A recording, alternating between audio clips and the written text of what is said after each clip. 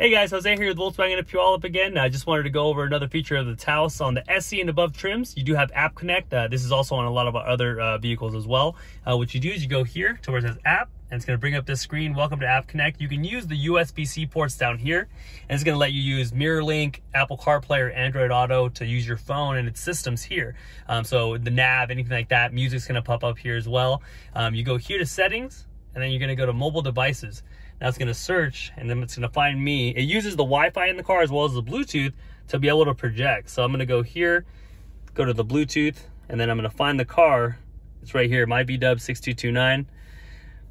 And as you can see, it pops up here as well, Rose. It's my friend nicknamed me that, so that's why it's on there. And then you just press pair. It's going to pair it, allow to sync contacts.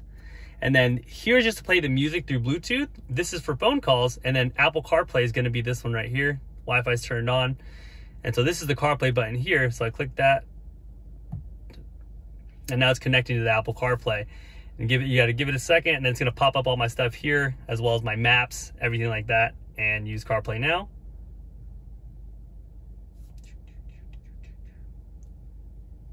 And there we go.